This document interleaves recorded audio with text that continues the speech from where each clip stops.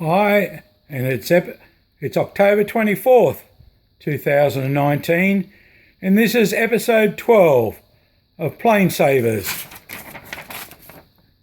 Down Under. I apologise that it's been a while since I've been able to put up an episode for you. I had planned to visit two other sites before I headed home, but unfortunately I had mechanical issues with the car and I had to get it home and get the vehicle fixed up. So I've got two other episodes planned, and they will take place over the next week or so. So in the interim, 12 months ago I spent a long trip again down to South Australia, and I happened to call in there and see the South Australian Aviation Museum. So I'd like to present that to you. They're all photographs. It was long before I ever tried to work out how to use Movie Maker, but I hope you'll find them of interest and enjoyment. There's some interesting aircraft in there. As an aside, this scene you're looking at now is my Royal Australian Air Force collection that I'm slowly building up of models. A long way to go, but at least it starts. So I'll lead you into the visit to the South Australian Aviation Museum about October 2018. Now we start off our visit with a general view of Hangar 1, and we move in on to the aircraft all Australians love, the F-111. Now you've already seen this airframe 134. It was in the video on the Australian War Memorial. 134 was swapped since I was down here in October last year with airframe 132, which we'll have a look at in a minute.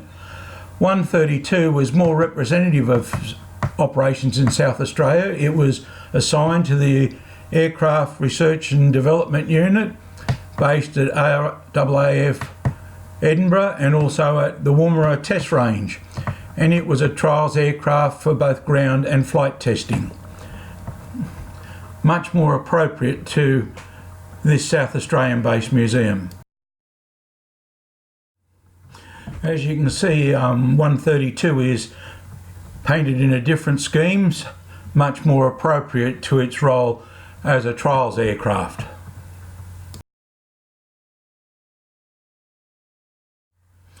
From the twice the speed of sound F-111 to one of the very earliest aircraft, this is a replica of Clyde Cessna's first aircraft, the CC-1.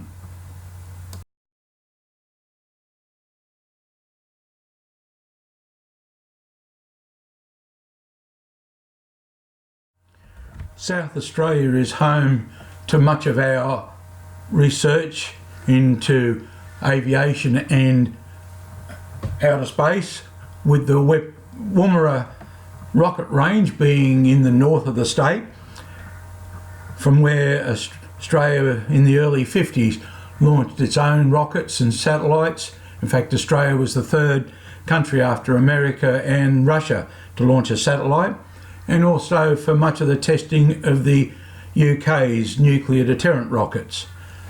So it's not unusual to see drones and rockets in this museum. The first one we've seen is a Northrop Shelduck drone, and the next one is the Jindovic, designed and built in Australia. In keeping with what we've already discussed as far as testing is concerned, this Canberra is painted in an all-white scheme and was based at Woomera as a trials aircraft with into radar calibration and other research. It was not a GAF, Government Aircraft Factory, built Canberra here in Australia, but was built by Avro in the UK and then transferred to the RAA. This C-47B Dakota was delivered to the RAAF in 1945 and had a significant role in those days as it flew our POWs back from Singapore after the war, and it later saw action during the Korean War. It was also used as a VIP transport, transporting our Prime Ministers and Governor Generals around Australia. It then transferred later on in its life to ARDU, as you can see from the rudder, the emblem on the rudder of the aircraft, and was then obtained by the museum and has been restored and put on display here. So a very significant aircraft and very much related to the state of South Australia.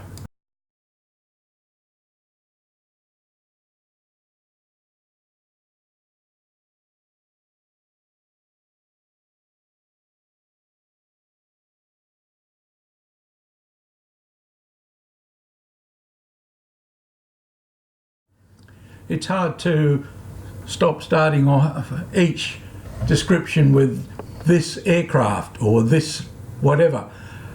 Okay, I'll try and be a bit different, but probably fail dismally.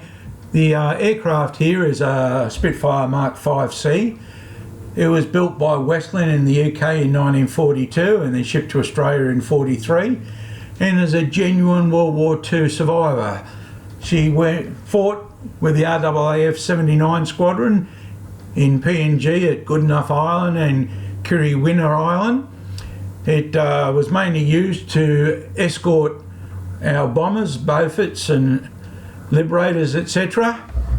It crash landed at Goodenough and then was transferred over to Lae to be repaired, and then eventually brought home to Australia in 1973, and then was given to the museum on a long-term basis for display. So a truly important aircraft and a genuine World War II survivor.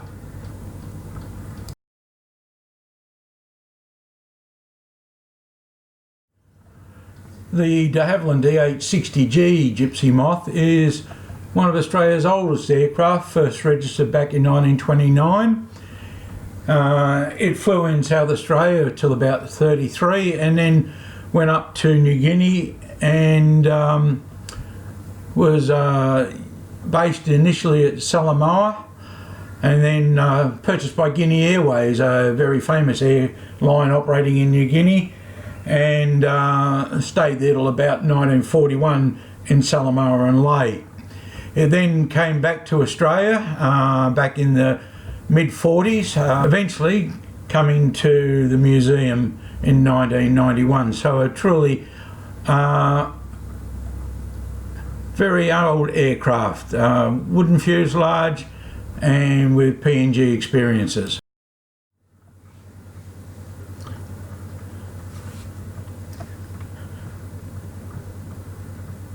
The emblem on the tail of the Fokker Friendship F-27 is that of the CSIRO, the Commonwealth Scientific and Industrial Research Organisation, which is one of our leading research bodies here in Australia. The aircraft was built in 1959 and then originally went to the old Department of Civil Aviation before in 1978 coming across to CSIRO, where it worked in the Division of Cloud Physics at Tamworth and used for various atmospheric testing and research projects. It carried on that research role right through until 2001 before it became idle, and then was ultimately taken on board by the museum in 2008 and has since been restored. CSIRO has given a lot of instrumentation, probes, etc., both internal and external, so that the aircraft now looks as it did back in its flight test days.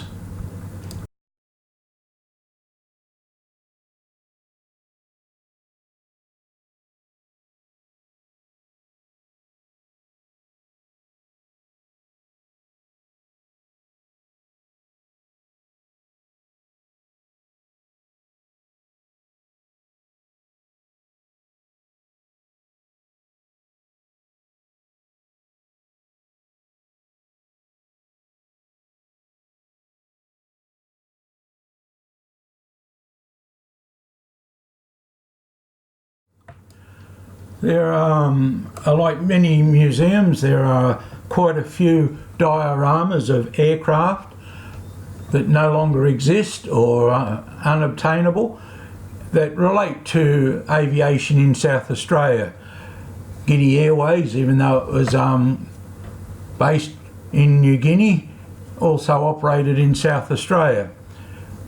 There is a historical connection with all these aircraft on display with South Australia, and it's well presented dioramas for everyone just to wander down and have a good look at.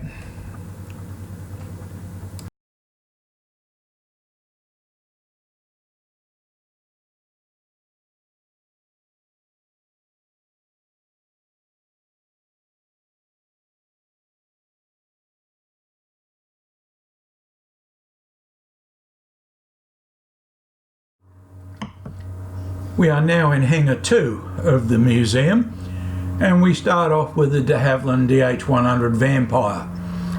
This was delivered to the RAAF in 1951 and served right through, including with the Citizen Air Force, up until 1956 when it was finally retired.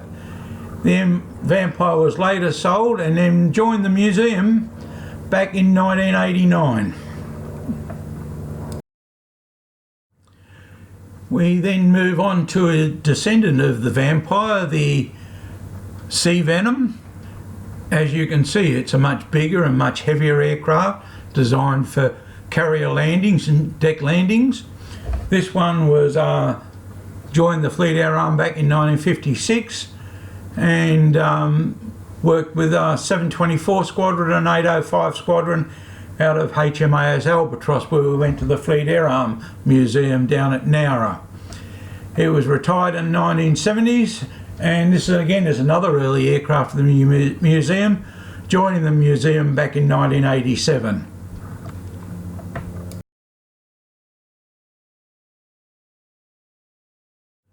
Now, as the APC-3 Orions are being retired and being replaced by the Boeing P-8 Poseidon, a number are being placed with museums around the country.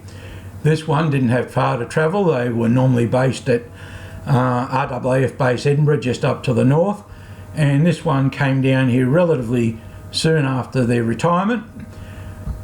It is whole. The starboard wing has been removed for display, but is still with the aircraft, and it is a beautifully stored example, so they're lucky to have such a fantastic facility. And we have an immaculately presented Westland Wessex. In fact, this museum is a credit to all the volunteers. The aircraft here are beautifully maintained and presented. They were fortunate with the facility of being in the wrong place at the right time where they were previously sited, and government wanted to build a road, so the museum luckily benefited from it. But you can see from the age of some of the aircraft, they've been in existence a long time, so their fruits of their labour have definitely ripened.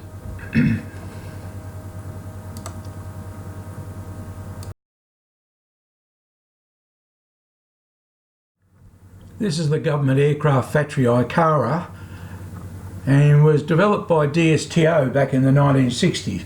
DSTO, Defence Science and Technology Organisation, was the forerunner of ARDU. The ICARA was designed to transport a Mark 44 torpedo to the target area that's been identified from the ship's sonar.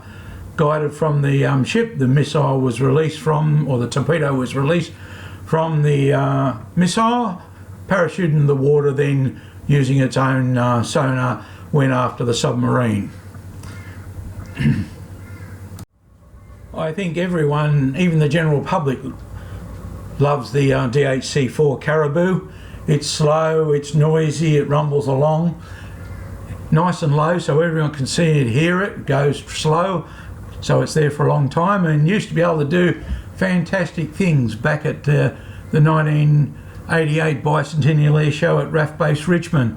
One of the Caribous landed on its nose wheel and just flew along the runway without touching down with its main gear, and then lifted off and flew away, and the crowd thought it was fantastic.